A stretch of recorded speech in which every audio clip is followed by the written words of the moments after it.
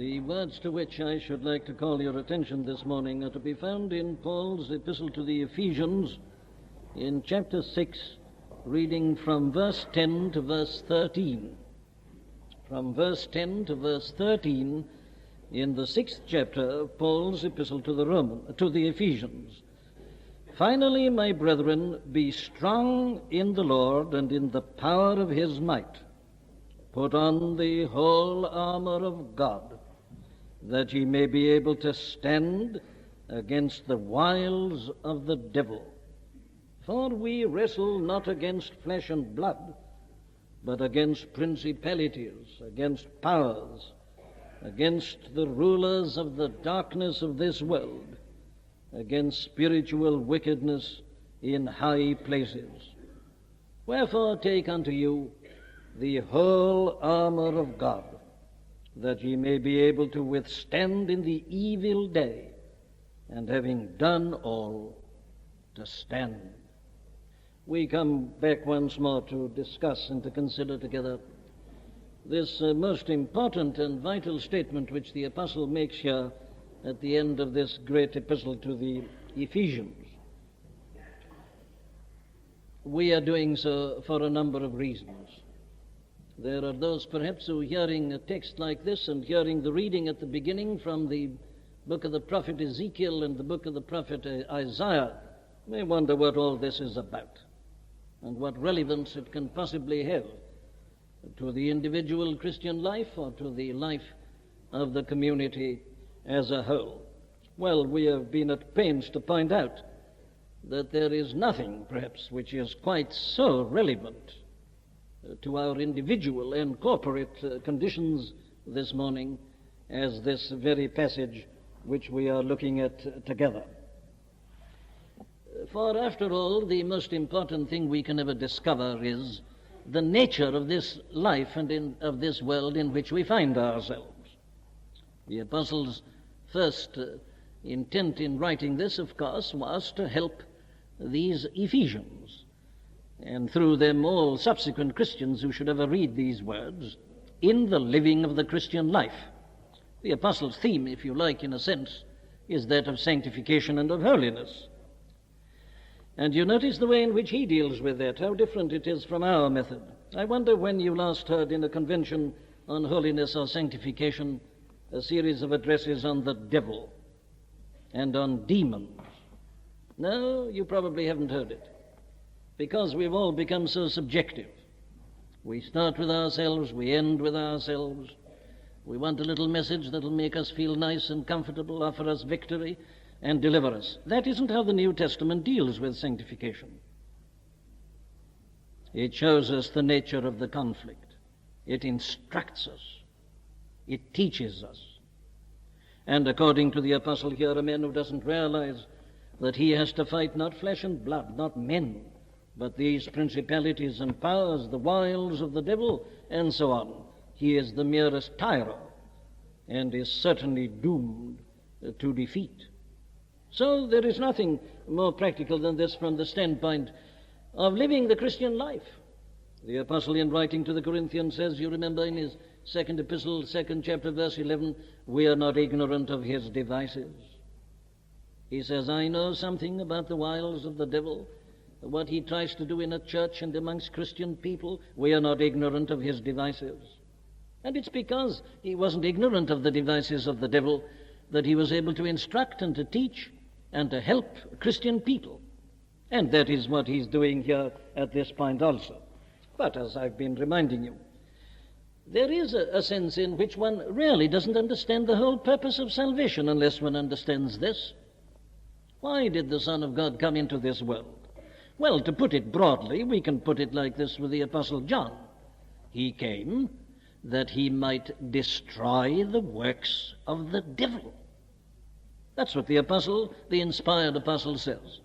That the Lord Jesus Christ came into the world and did all he did, that he might destroy, disannul, undo the works of the devil. So if we don't know what the works of the devil are, how can we possibly understand the purpose of God in sending his Son into this world? So you see, this is something which is quite basic and fundamental. But as I've been saying, it's essential to an understanding of the state of the world as it is this morning. We hope to deal with this at greater length on another occasion. But unless you and I are awake to the fact that there are demonic forces and powers obviously at work in the world today, well, then we must be very blind indeed. So this is essential to an understanding of the whole condition of the human race at this moment and the course of history. And if you want another practical reason for considering it all, you may have noticed a kind of recrudescence in an interest in spiritism and psychic phenomena. You always get that after wars. You always get it at a time of trouble and of difficulty and of crisis. It's becoming popular. It's creeping into the life of the Christian church, our less. And so it's important that we should understand the teaching that we're given here in order that we may recognize spiritism for what it really is, the work of demons. I hope also to touch on that on a later occasion. But now, here are therefore some good general reasons why we should consider this.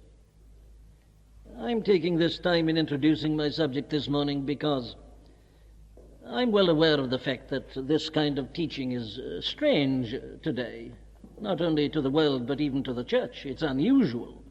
It's been forgotten. That is the supreme tragedy, of course.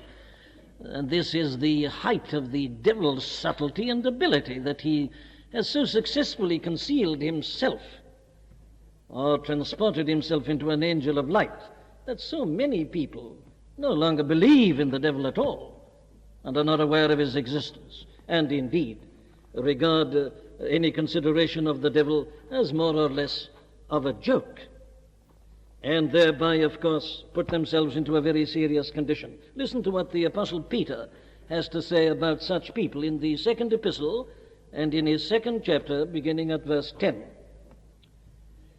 He's talking about certain people who have gone astray. He says, "But chiefly them that walk after the flesh, in the lust of uncleanness, and despise government.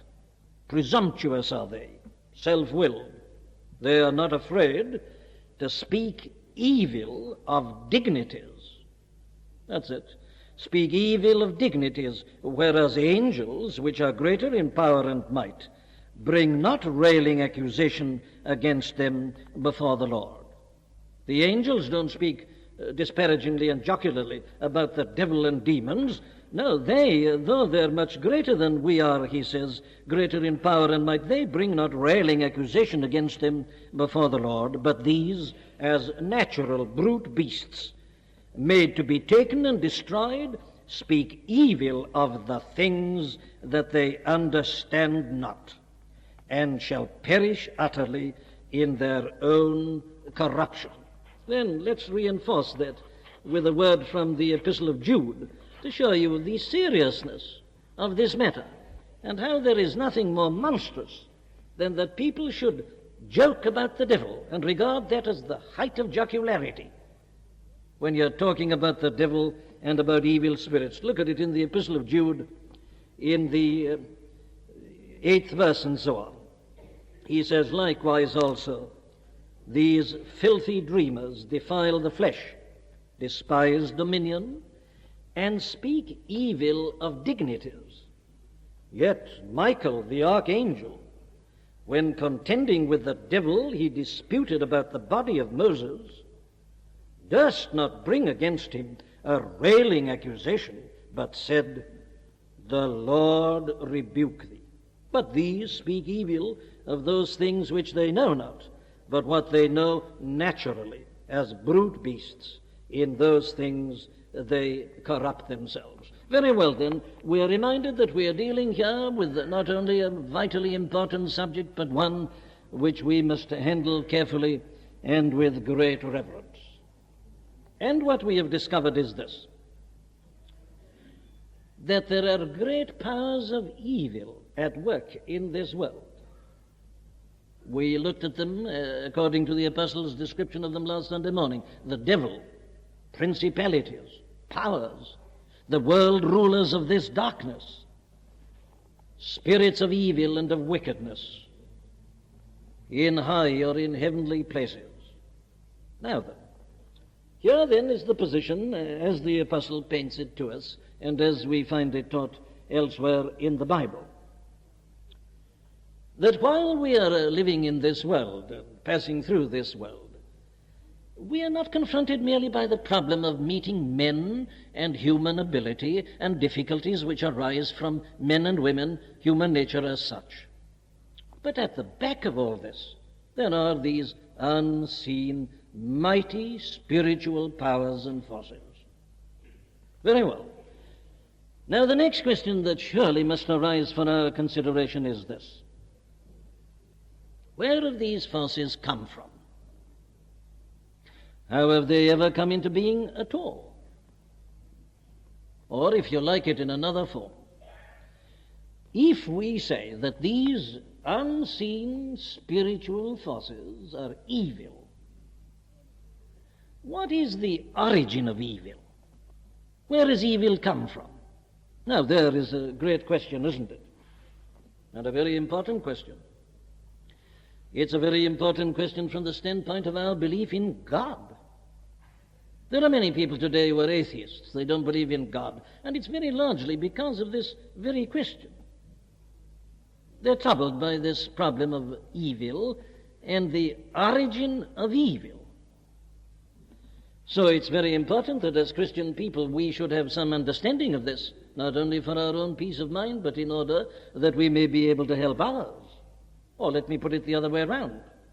It has often happened that when people have come to understand the true nature of evil, they have come to a belief in God.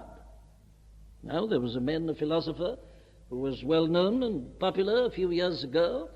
I refer to the late Dr. Joad. I'm not expressing any opinion as to what I think of his opinions, but I do say this, that he said in a book, that whereas once he was an atheist, but had now come to believe in God, he said that the thing that had brought him to that belief was the realization as the result of the Spanish Civil War and then the Second World War that there were obviously spiritual forces of evil. He couldn't explain these events merely in human terms. He came to believe in the whole category in the realm of the spiritual. And ultimately, that brought him to believe in the being of God. So you see, it is very important that we should understand this. Our faith is not complete if we don't understand this. Our belief in God is involved, I say, in the understanding of this particular subject. And therefore we are bound to meet it and to face it.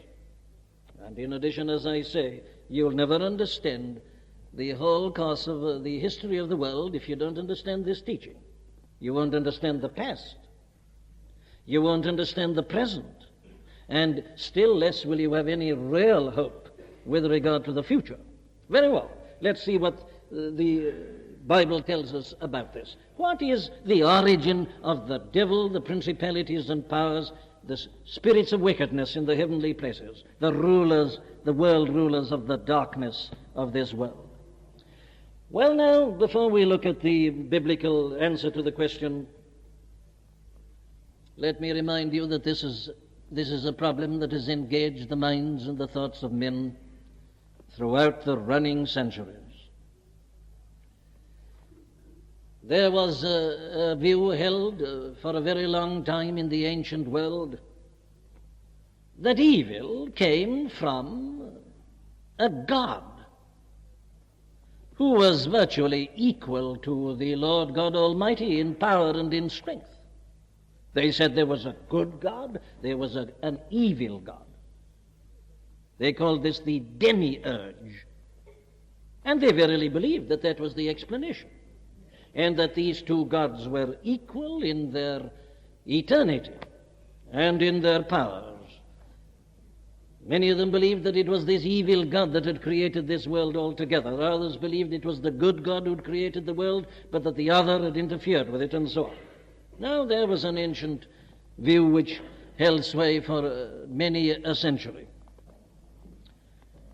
Others believed, and many still believe this, they believe in the eternity of evil. They say evil is something that is in the very warp and woof of the whole creation. And it's not something that has come into being, it was always there. Evil is an eternal quality in and of itself. It's always been, well, because it is something that is inherent in the constitution of things. They don't attempt to explain its origin, they just postulate that evil is something that always has been, absolutely eternal in and of itself.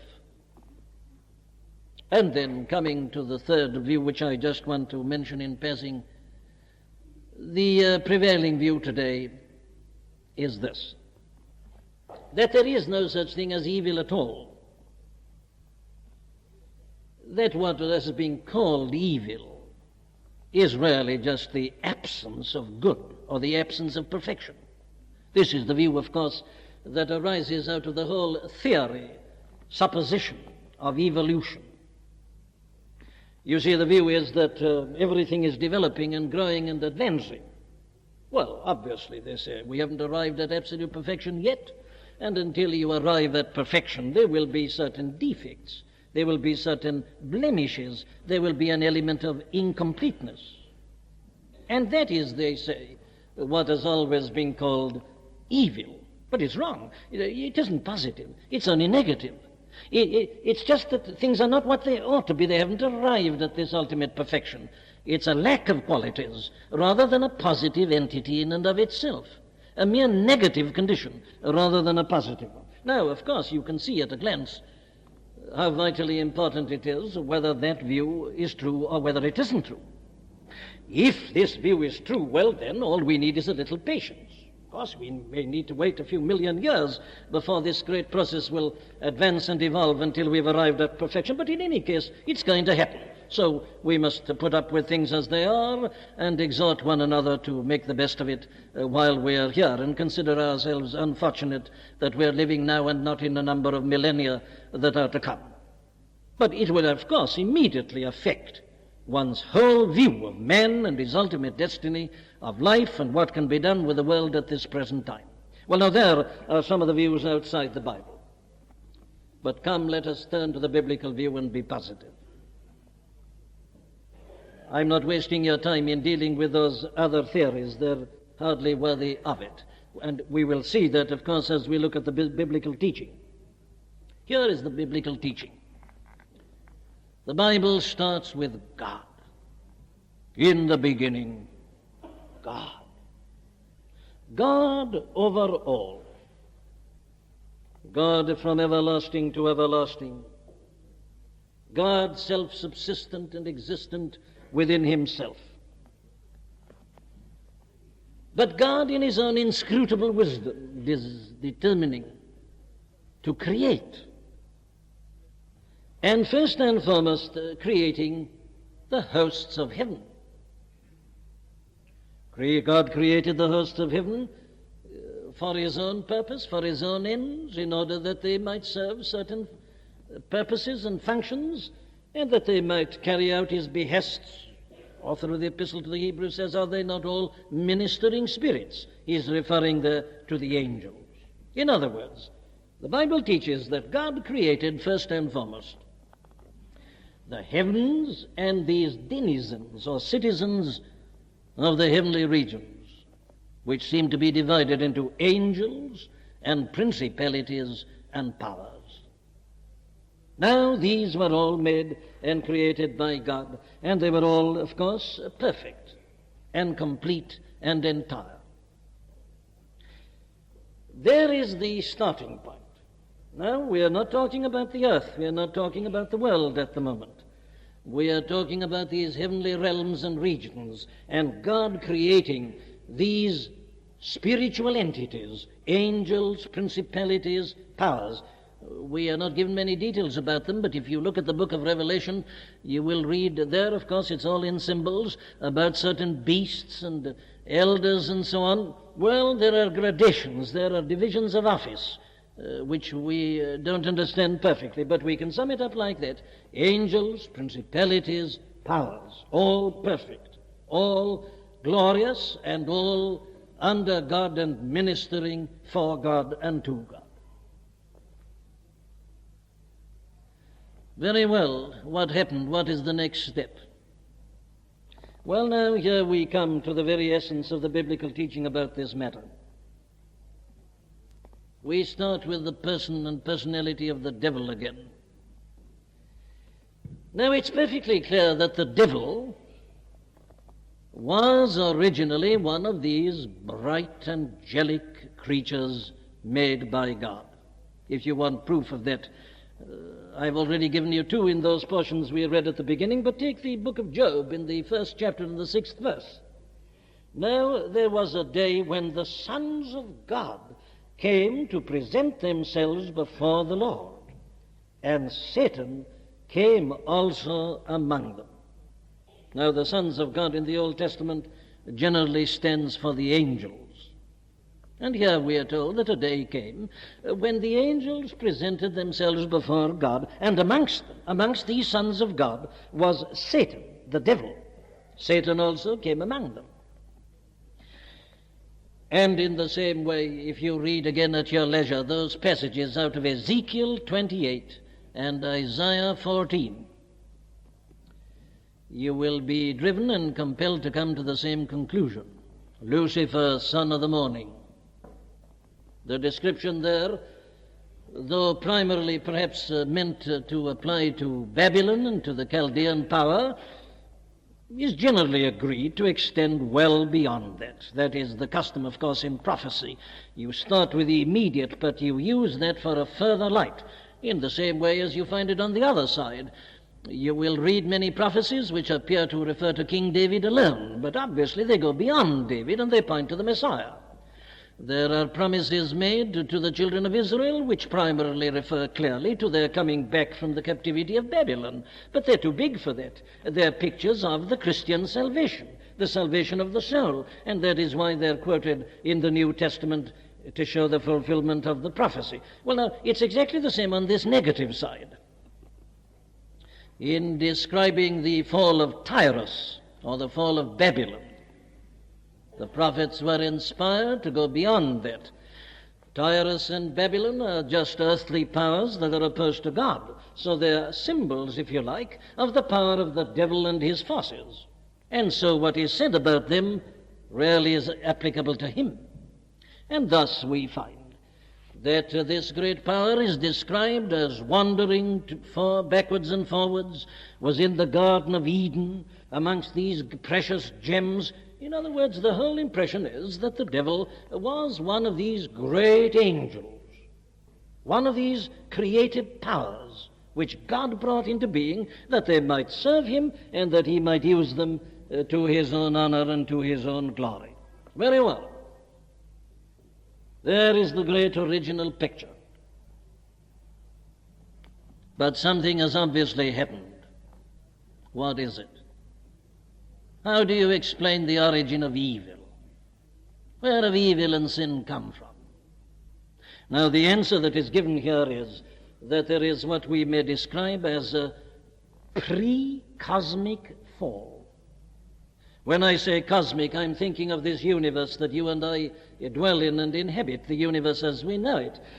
But according to the Bible, before this cosmos was created, there was a tremendous calamity, a fall, a pre-cosmic fall.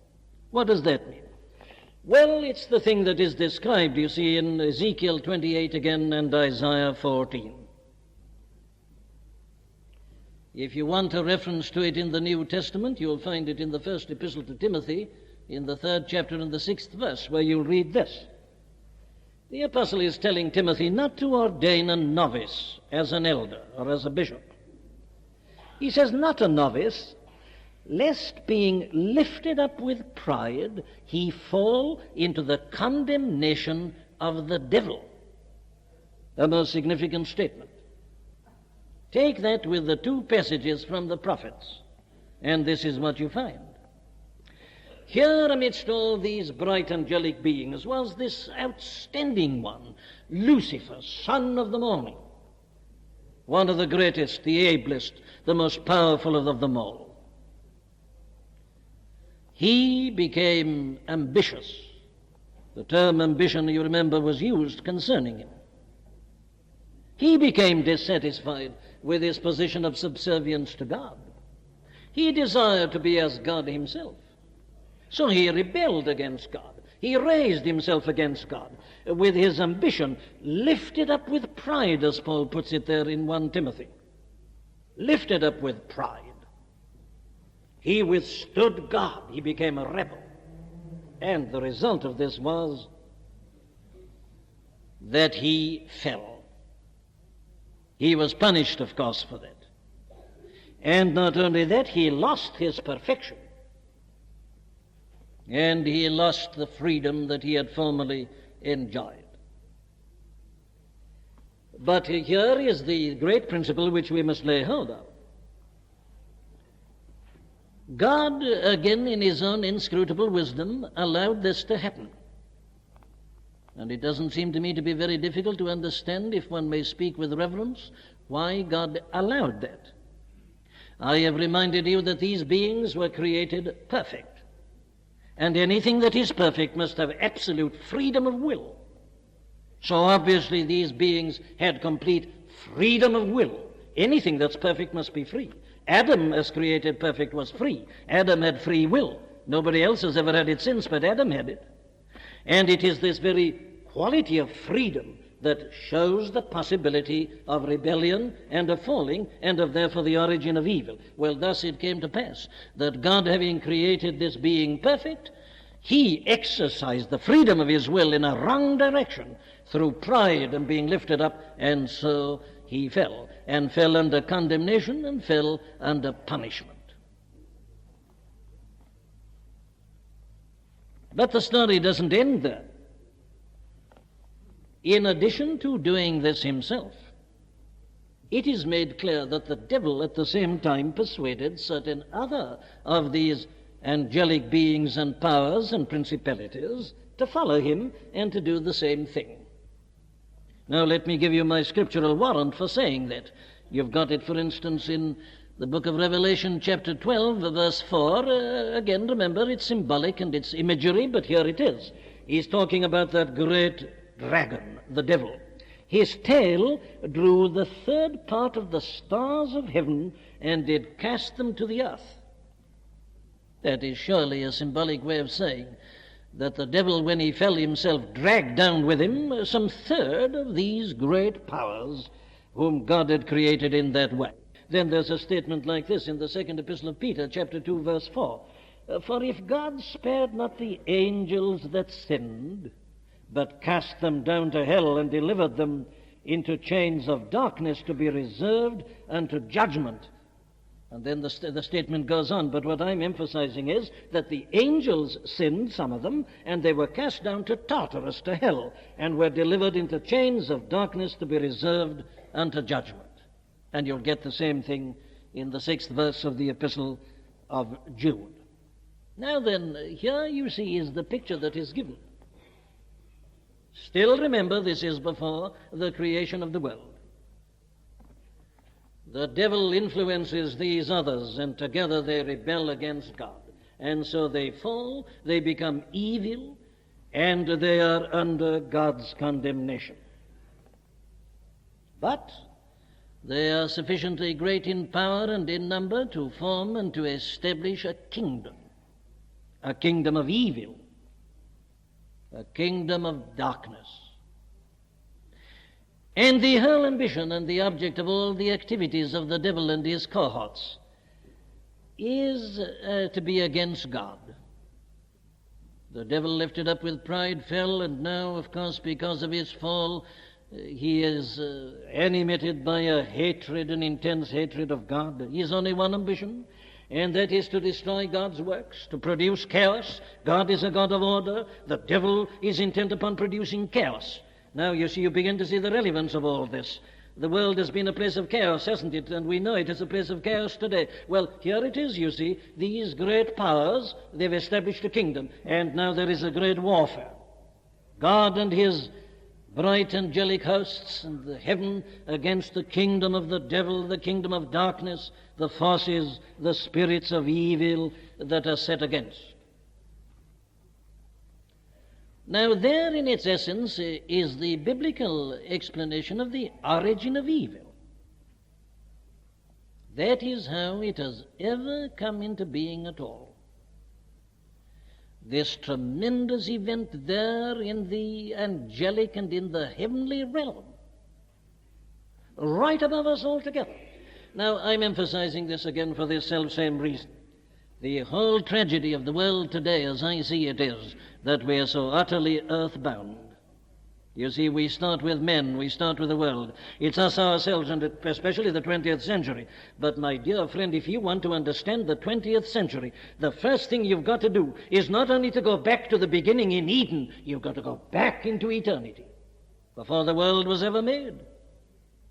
And there you'll see this great alignment of forces, good and evil, light and darkness, God and the devil and their forces.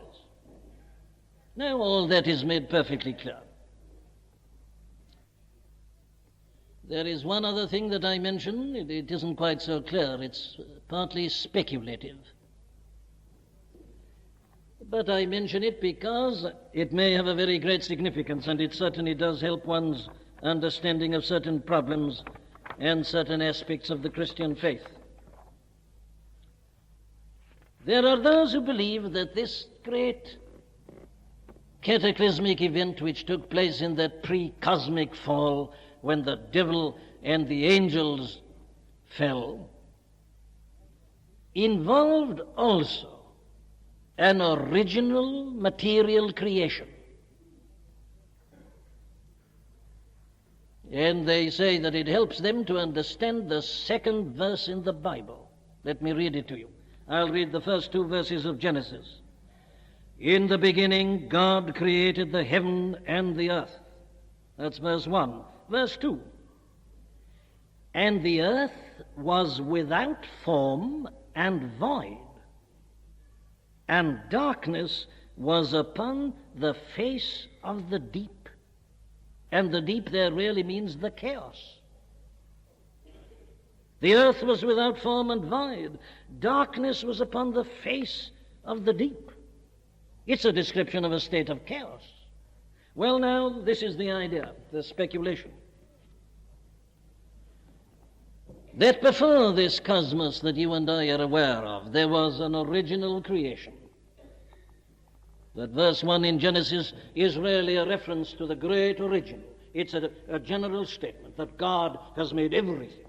Then they say that God had made a world, a cosmos, in which these angelic principalities and powers, they lived and they functioned and they dwelt.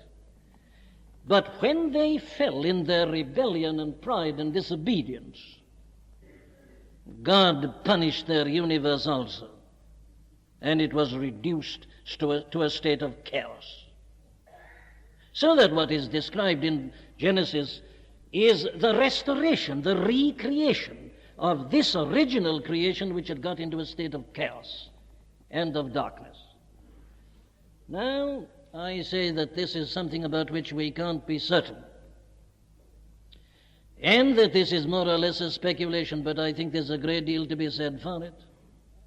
I cannot imagine God's act of creation passing through a chaotic state at any point at all. I can't believe that. I can't believe that God's creation, as made by God, was in any stage a kind of abyss, a void, a chaos. Oh no, that doesn't fit in with God's work. Look at it in creation, look at it in nature, look at it everywhere. Every step and stage is characterized by that same perfection of form. Inchoate, perhaps, underdeveloped, not yet perfect, but it's all right at its particular stage. It's never chaotic. The most rudimentary form, the most embryonic form, is never chaotic. There's never this sense of void, but we are told that the Spirit brooded upon this chaos, this deep. So it may very well be true.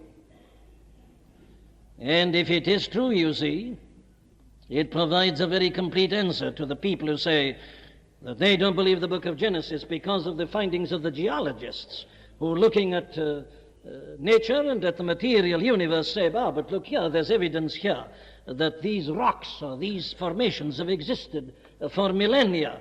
Very well, they may be right, they may be wrong. We mustn't believe everything even a geologist says. But even granting that they're right, the answer may be that all that they're discovering is just the result of that great original catastrophe, when with the fall of the angels and of the devil, there was also this punishment of the whole universe in this destruction, this chaos that resulted.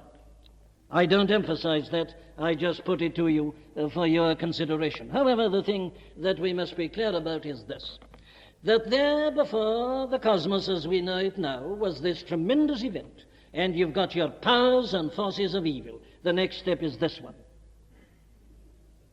God creating the world as you and I now know it. I mean by that God creating this present cosmos. What is described there in the first chapter of Genesis. And God made it perfect. As all God's works are perfect, God made it perfect. Everything was perfect, man included. So here is a perfect creation, paradise. God looked upon it all and saw that it was good, and God was pleased and was satisfied with it. There is God's perfect world, and all was harmony and peace, and men living in fellowship with God. But then the question arises, well then, if that was so, how is the world as we see it now? And you're familiar with the answer, aren't you? Oh yes, God has made this and He delights in it. He sees it's good. But the forces of evil, the devil and the fallen angels and the principalities and powers, with their evil desire and their unhealthy ambition and their hatred of God, they look upon it and they're determined to destroy it. So the devil came and tempted the woman, and through the woman the man. In other words, the fall of men. Everything that we have described in the 3rd chapter of the book of Genesis, that's precisely what it's saying. Evil didn't start there, it was already there. The devil, Satan, came in, taking this guise of a serpent. But it was he who did it. And we see his object, it's against God. And man, of course, is the object now of attack, because he's God's perfect creation. And God has made man in his own image, and he's made man Lord of creation. He is the governor of the world. But the devil came in, and he tempted him, and man responded, and he fell. What's the result? Well, now, the results of the fall, of course, are endless. I'm simply concerned to emphasize one particular aspect on this occasion. It's this: that men, by listening to the devil, became the slave of the devil. He became a citizen of the devil's kingdom. He got under the power of the devil. And so you will find the devil described in the Bible as the god of this world, the prince of the power of the air, the spirit that now worketh in the children of disobedience. This is the result of man's fall. He has put himself under the power of the devil and his evil agencies. He belongs to the devil. Now, the Bible is full of these descriptions. You remember Saul of Tarsus meeting our Lord on the road to Damascus and being commissioned to go and do his work. What was he told to do? He said, I'm sending you to be a minister and a witness unto the people. What for? Well, he says, to open their eyes and to turn them from darkness to light and from the power of Satan unto God. The implication is that as they are, they're under the power of Satan. And so it's not surprising that when Paul comes to write to the Colossians, he says this: who hath delivered us from the power of darkness and hath translated us into the kingdom of his dear Son. Man is in the kingdom of darkness. He's in the kingdom of the devil. He's under the power of the devil. under the dominion of sin. Sin shall not have dominion over you, says Paul to Christians. It had dominion over you before you became Christians. Or listen to our Lord's description again, which I quoted last Sunday. He said, when a strong man armed keepeth his palace, his goods are in peace. Now that is the Lord Jesus Christ's description of the world apart from himself. The strong man armed, here's the devil. What's the world? His palace. The goods, he keepeth his goods in peace. Who's that? Mankind as the result of sin. So the terrible consequence of the fall was, you see, that man, he's not himself any longer. He's a slave of the devil. He's the goods of the strong man armed. He's under the power and the dominion of Satan and sin and evil. Take the Apostle John's description of it again. In the first epistle, chapter 5, verse 19, he says, ye are of God little children, and the whole world lieth in that wicked one. What a terrible description. The whole world, apart from Christian people, is in the embrace of the wicked one, is in the arms of Satan. He's got them, and he's holding them, and he's dominating over the whole of their life. That's what the Bible tells us about the origin of evil and of sin. That's why man is as he is. You see, that pre-cosmic fall led to the cosmic fall, the fall of man. And what's the result? The whole course of man's history, the whole of his story has been entirely changed. Man, from the moment he fell through listening to Satan, is no longer free. He's the slave of Satan. He is the underling of the God of this world. He is no longer the Lord of creation. He is mastered by these things, and in many senses their servant. Yet though he still has great ability, he's the victim of his own forces. But you say, look, he split the atom. I know, but he's the slave of the atomic power, isn't he? You see, the whole position has been reversed. Man has lost his freedom. He is no longer the Lord of creation. He is the slave of the devil and of hell. So that you have to realize that the real problem of the world this morning is only really and truly understood in the light of this great spiritual conflict between God and the devil. So the problem confronting us is not what can be done to man. And that's why acts of parliament are not going to solve our problem, nor international conferences. At the back of men, there's something else. There are these unseen powers. It's the devil. Man's merely the instrument that's being used. He's the pawn upon the table, as it were. But it's at the back of men you see these other forces. The forces that are determined to produce a state of chaos, to upset God's universe. And there, then, I say, is the starting point of all our considerations. We wrestle not against flesh and blood. We can deal with men, because they're of like powers with ourselves. But we wrestle not against flesh and blood, but against principalities, against powers, against the world rulers of this darkness, against spiritual wickedness in heavenly places.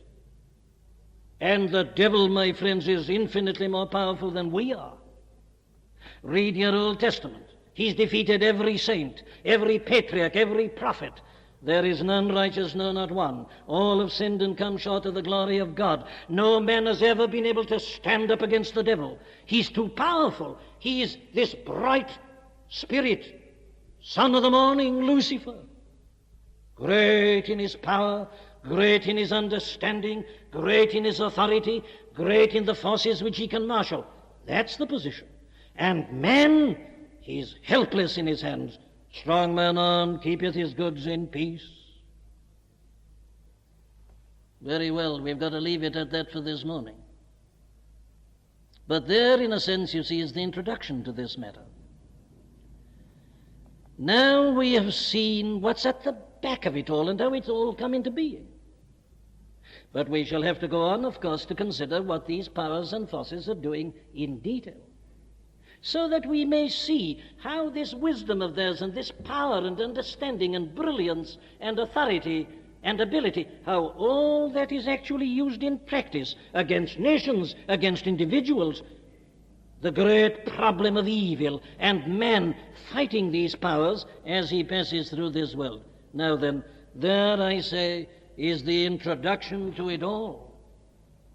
You must have faced the problem of the origin of evil. You don't think if you haven't faced that. We are meant to think, my friends, and the Bible encourages us to, and it helps us to, and it has its explanation. There is the origin of it all. Don't start with men, don't start even with the world. Go back beyond it. In the heavenly places, the original calamity took place. And the world is but the chosen scene of this mighty battle between God and the devil. Is this discouraging? Well, as I said last Sunday morning in closing, I say again, far from discouraging, I find it to be most encouraging, because now I understand what's happening. But still more I know this,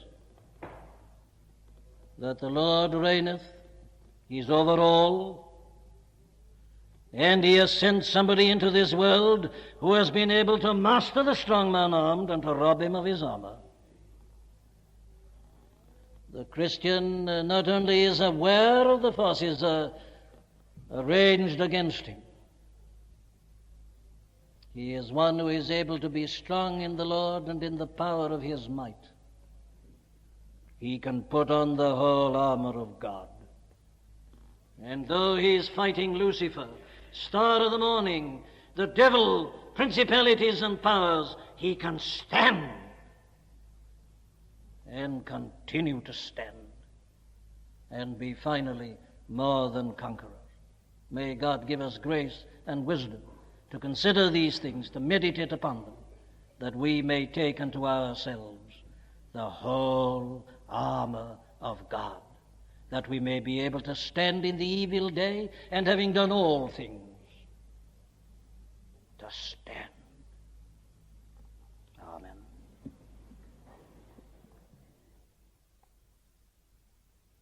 We do hope that you've been helped by the preaching of Dr. Martyn Lloyd-Jones. All of the sermons contained within the MLJ Trust audio library are now available for free download. You may share the sermons or broadcast them. However, because of international copyright, please be advised that we are asking first that these sermons never be offered for sale by a third party. And second, that these sermons will not be edited in any way for length or to use as audio clips. You can find our contact information on our website at mljtrust.org. That's mljtrust.org.